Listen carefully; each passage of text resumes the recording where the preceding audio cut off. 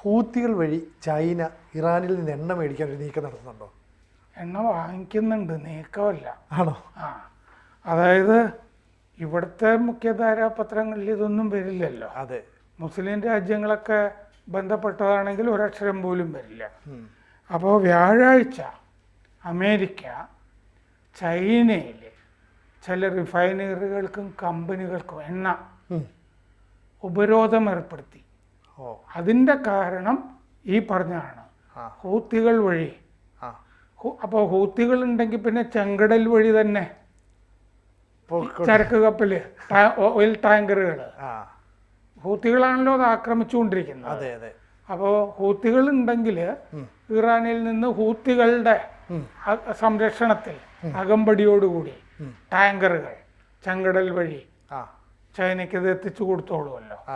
അപ്പോൾ വ്യാഴാഴ്ച അമേരിക്ക ചില ചൈനീസ് റിഫൈനറികൾ, കമ്പനികൾ അവയ്ക്കെതിരെ ഉപരോധം ഏർപ്പെടുത്തി. ആ ഉപരോധം ഏർപ്പെടുത്തിയതിൻ്റെ കാരണമാണ്. ഇനി ആർക്കെതിരെയാണ് ഉപരോധം എന്നുള്ളതാണ്. അപ്പോൾ ഇറാനിൽ നിന്ന് ഹൂത്തികളുടെ സംരക്ഷണത്തിൽ വാങ്ങിക്കുന്ന എണ്ണ ശുദ്ധീകരിക്കുന്ന ചൈനീസ് കമ്പനികൾക്കെതിരെയാണ് ഉപരോധം. അത് ഷാൻഡോങ് പ്രവിശ്യ, ഷാൻഡോങ് എന്ന് പറഞ്ഞ ചൈനയിലെ പ്രവിശ്യയിൽ ഷോങ്വാങ് ലുക്കിംഗ് പെട്രോ കെമിക്കൽസ് കമ്പനി, ഷാങ്ഡോങ് പ്രവിശ്യയിലെ ഷാങ്വാങ് ലുക്കിംഗ് പെട്രോ കെമിക്കൽസ് കമ്പനി, ഒരു കമ്പനി ഹൂത്തി കപ്പലുകളിൽ നിന്ന് എണ്ണ വാങ്ങിച്ച് ഇവിടെ ശുദ്ധീകരിക്കുന്നതായിട്ടാണ് അമേരിക്ക കണ്ടെത്തിയത്.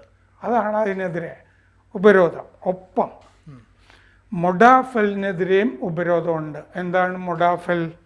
Iran ministry of defence of armed forces logistics എന്ന് പറഞ്ഞിട്ട് ഒരു കമ്പനി പോലത്തെ ഒരു സംവിധാനം, പട്ടാളത്തിൻ്റെ, ഇറാൻ്റെ മൊഡാഫൽ, Iran ministry of defence of armed forces logistics.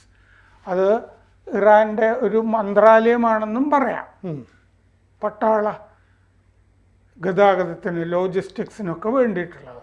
പട്ടാള ലോജിസ്റ്റിക്സ് എന്ന് പറഞ്ഞിട്ട് ചെയ്യുന്നത് എന്താണ്?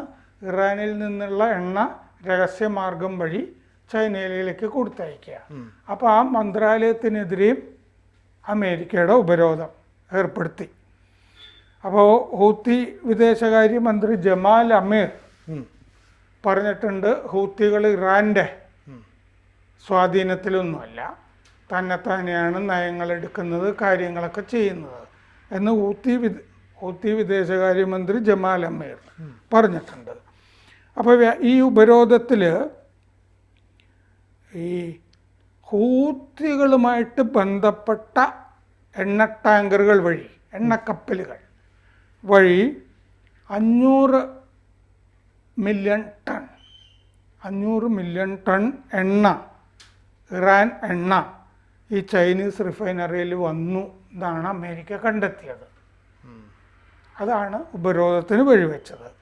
ഷാൻഡോങ്ങിൽ, ഈ ഷാൻഡോങ് എന്ന് പറഞ്ഞ ചൈനീസ് പ്രവിശ്യയിൽ ടീ പോർട്ട് റിഫൈനറി എന്ന് പറയുന്ന ഒരു സംവിധാനമുണ്ട്. ടീ പോർട്ട്, ചായപാത്രം എന്നല്ലേ അതിനർത്ഥമുള്ളൂ.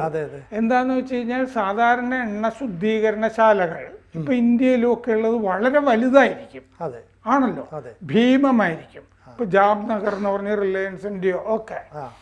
ഇതെന്താന്ന് വെച്ച് കഴിഞ്ഞാൽ ഈ മുറുക്കാൻകട പോലത്തെ ശുദ്ധീകരണശാലകൾ എന്ന് പറയാം.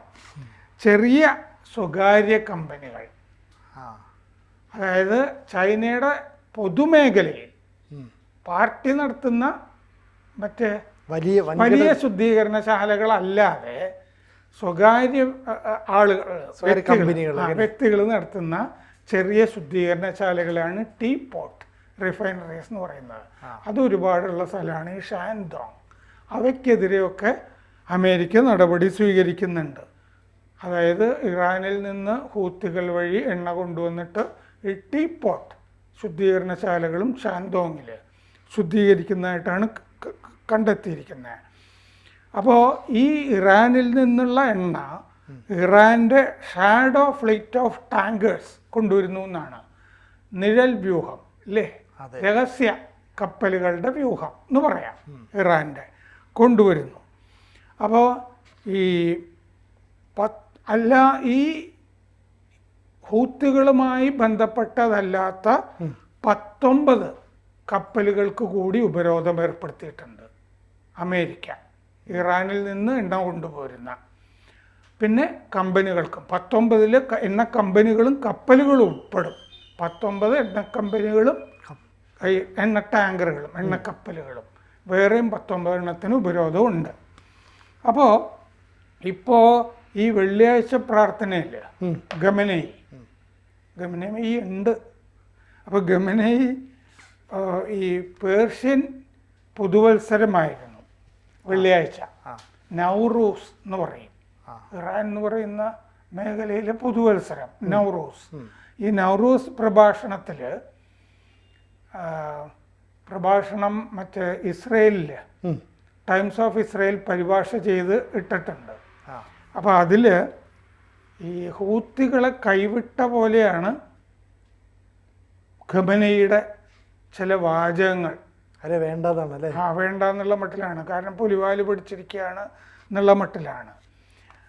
ഖമനേയി പറഞ്ഞത് എന്താണെന്ന് വെച്ച് കഴിഞ്ഞാൽ, ഇറാന് നിഴൽ ഭീകര സംഘടനകളുടെ സഹായം ആവശ്യമില്ല, ഇറാന് നിഴൽ ഭീകര സംഘടനകൾ വേണ്ട. യമനിലെ ഹൂത്തികൾക്ക് മേൽ ഇറാന് ഒരു അധികാരവുമില്ല എന്നാണ് പറഞ്ഞിരിക്കുന്നത്. സ്വാധീനമില്ല എന്നല്ല, അധികാരവുമില്ല എന്നാണ്.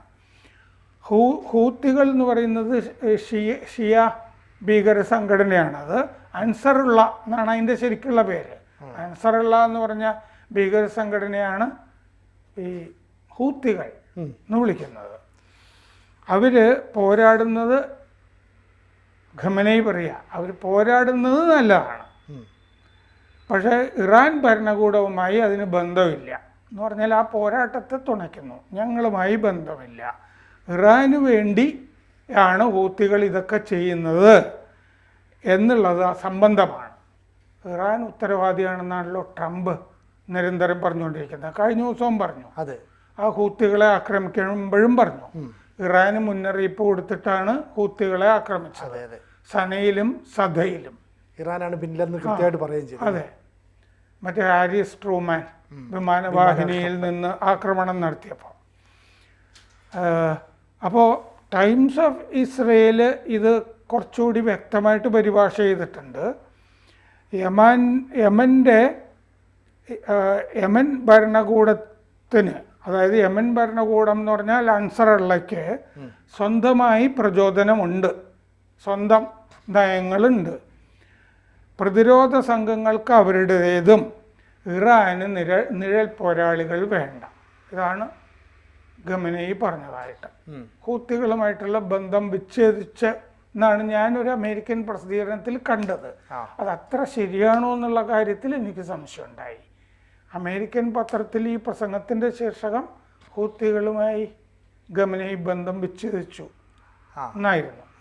പക്ഷെ ഈ മൊത്തം വാചകങ്ങളിൽ അങ്ങനെയല്ലല്ലോ. അധികാരമില്ല എന്നാണ്, സ്വാധീനമില്ല എന്നുള്ളതല്ല. മാത്രമല്ല ഷിയകളാണല്ലോ അവരും. ഹൂത്തികളുടെ രക്ഷകർത്താവായി ഇറാനെ അമേരിക്ക കരുതിയാൽ ഇറാൻ വെറുതെ ഇരിക്കില്ല എന്ന് ഖമനേയി പറഞ്ഞിട്ടുണ്ട്. ഇറാനെ എതിർത്തുകൊണ്ടുള്ള ആക്രമണ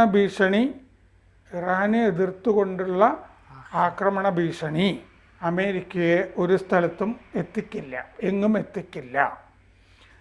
ഈ കനത്ത അടി കിട്ടും അമേരിക്കയ്ക്ക്, ഹാർഡ് സ്ലാപ്പ്, ചകിട്ടത്തടി കിട്ടും എന്നും ഖമനേയി പറഞ്ഞു അമേരിക്കയ്ക്ക്. എന്ന് പറഞ്ഞാൽ അമേരിക്കയെ വിമർശിക്കുന്ന പ്രഭാഷണമായിരുന്നു അത്, ഇല്ലേ? നൗറൂസ് പ്രഭാഷണം അമേരിക്കയെ വിമർശിക്കുന്നതാണ്. ഇറാന്റെ ലക്ഷ്യമാണല്ലോ. പിന്നെ രഹസ്യമായി ഹൂത്തികളെ സഹായിക്കുന്നല്ലേ അതിൻ്റെ ഉള്ളടക്കമായിട്ട് നമ്മൾ എടുക്കേണ്ടത്. അപ്പോൾ ചെങ്കടലിൽ ഹൂത്തികളുടെ ആക്രമണം മറ്റ് രാജ്യങ്ങളുടെ കപ്പലുകൾക്കെതിരെ, പ്രത്യേകിച്ച് അമേരിക്ക, ഇസ്രയേൽ കപ്പലുകൾക്കെതിരെ നിരന്തരം നടക്കുന്നുണ്ട്. അതുകൊണ്ട് ഹൂത്തികളെ ആ വഴിക്കുള്ള ലോകത്തിലെ 1/3 ചരക്ക് കപ്പൽ ചെങ്കടൽ വഴിയാണ് പോയിരുന്നത്. എന്ന് പറഞ്ഞാൽ സൂയസ് കനാലൊക്കെ വഴി. ഇപ്പം Cape of Good Hope Africa വഴിയാണ് പോകുന്നത്. അപ്പോൾ ചരക്കുകൾ എപ്പോഴും ഇൻഷുർ ചെയ്യണമല്ലോ. ഇത് ദൂരം കൂടുതലായതുകൊണ്ട് ഇൻഷുറൻസ് തുക കൂടുതൽ, ദിവസങ്ങൾ കൂടുതൽ, ചെലവ് കൂടുതൽ. ഇങ്ങനെയാണ് ഇപ്പോൾ രാജ്യങ്ങൾ പെട്ടുപോയിരിക്കുന്നത്. ഇന്ത്യയുടെ തന്നെ 12 യുദ്ധക്കപ്പലുകൾ ചെങ്കടലിലുണ്ട് ഇപ്പോൾ, മറ്റ് രാജ്യങ്ങളുടെ കപ്പലുകൾക്ക് സംരക്ഷണം കൊടുക്കാൻ. അപ്പോൾ 2023 ഇസ്രയേലിനെതിരെ മറ്റേ ഹമാസിൻ്റെ ആക്രമണം നടന്നല്ലോ. അപ്പോഴാണ് അതിനുശേഷമാണ് ഹൂത്തികൾ കൂടുതൽ രൂക്ഷമാക്കുന്നത്, മറ്റ് രാജ്യങ്ങളുടെ കപ്പലുകൾക്ക് പ്രയാസമുണ്ടാകുന്നത്. ഹമാസിനോട് ഐക്യം പ്രഖ്യാപിച്ചാണ് ഇവരും ഹൂത്തികളും ആക്രമിച്ചുകൊണ്ടിരിക്കുന്നത്. അപ്പോൾ 4 തവണ ഈ ആഴ്ച ഇസ്രയേലിനെതിരെ ഹൂത്തികളും മിസൈൽ അയച്ചു. അപ്പോൾ ഈ വ്യാഴാഴ്ച ആണ് ഈ ഉപരോധം ഇപ്പോൾ ഏർപ്പെടുത്തിയിരിക്കുന്നത്. ഇതിൽ നിന്ന് നമ്മൾ മനസ്സിലാക്കുന്നത് ഇന്ത്യ അമേരിക്കൻ ഉപരോധം കാരണം റഷ്യയിൽ നിന്നും ഇറാനിൽ നിന്നും ഇപ്പോൾ എണ്ണ വാങ്ങുന്നില്ല. ഭീകര ഉപരോധമാണല്ലോ. നമ്മൾ ലാറ്റിൻ അമേരിക്കൻ രാജ്യങ്ങളെ ഒക്കെയാണ്, സൗദി, വീണ്ടും ഗൾഫ് ഒക്കെയാണ് നമ്മൾ ആശ്രയിക്കുന്നത്. പക്ഷെ ചൈന എണ്ണയ്ക്ക് ഇറാനിയം ഉപയോഗിക്കുന്നുണ്ട്, ഹൂത്തികളെ ഉപയോഗിക്കുന്നുണ്ട്. അതുകൊണ്ടാണ് അമേരിക്കയ്ക്ക് പിടിക്കാത്തത്.